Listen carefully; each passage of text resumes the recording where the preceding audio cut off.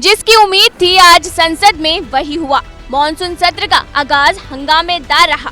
मुद्दा था NEET paper leak, जिसकी गूंज लोकसभा में सुनाई दी। इसी मुद्दे पर लोकसभा में समाजवादी पार्टी के अध्यक्ष अखिलेश यादव और नेता प्रतिपक्ष राहुल गांधी ने केंद्रीय शिक्षा मंत्री को घेर लिया। सपा सांसद ने धर्मेंद्र प्रधान पर चुटकी लेते हुए सदन में कहा कि ये सरकार कोई और रिकॉर्ड बनाए या नहीं, लेकिन पेपर लीक के रिकॉर्ड जरूर बनाएगी। महोदय, मैं आपका धन्यवाद देना चाहता हूं। देश के बहुत महत्वपूर्ण सवाल पर आपने मुझे पूछने का समय दिया है। अध्यक्ष महोदय, ये सरकार किसी और का रिकॉर्ड बनाए न बनाए, लेकिन पेपर लीक का रिकॉर्ड जरूर ये सरकार बनाएगी। इसके आगे तो अखिलेश यादव इशारों में शिक्षा मंत्री के इस्तीफे की बात कह गए। बोले, ये मंत्री जी रहेंगे तो बच्चों को न्याय नहीं मिलेगा। अगर वो संस्था इतनी क्रेडिबल थी तो अध्यक्ष महोदय, जिन सेंटर्स पे ये परीक्षा हुई उन सेंटर्स का इंफ्रास्ट्रक्चर क्या था? क्या मंत्री जी ने जानकारी की थी इस बात की? ओके। अध्यक्ष महोदय, मेरे आपके माध्यम से एक ही निवेदन है कि बिना ये मंत्री जी रहेंगे तो न्याय नहीं मिलेगा बच्चों को। यूपी के पूर्व सीएम को जवाब देने में धर्मेंद्र प्रधान ने जरा भी देरी नहीं की। फौरन अपनी सीट से खड़े हुए और कहा, अखिलेश यादव जब उत्तर प्रदेश के मुख्यमंत्री थे तो वहाँ भी पेपर लीक होते थे। मैं शुरू से मेरा एक स्टैंड रहा, राजनीति नहीं करना, लेकिन अखिलेश जी जब वहाँ दायित्व में थे उस सुबह की सारे सूची है कितने बार उत्तर प्रदेश में क्वेश्चन पेपर लीक हुए हैं।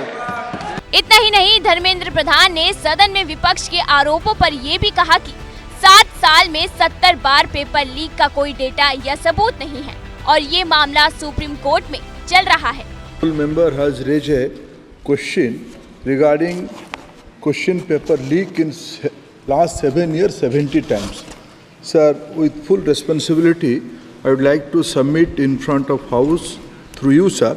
There is no evidence of paper leak in last 7 years in any numbers.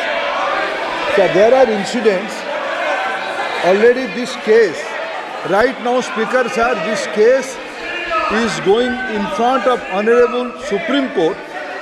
All the things has come out. Every question has put in front of Supreme Court. Akhilesh Yadav के बाद राहुल गांधी ने भी NEET के मुद्दे पर शिक्षा मंत्री पर निशाना साधा। उन्होंने कहा, मंत्री जी सब पर दोष मढ़ रहे हैं, लेकिन अपने ऊपर जिम्मेदारी नहीं ले रहे हैं।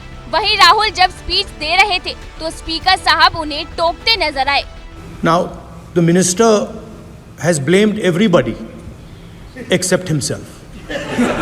Right? I don't even think he understands the fundamentals of what is going on here. आप प्रश्न क्या है आपका? आ रहा हूँ सर।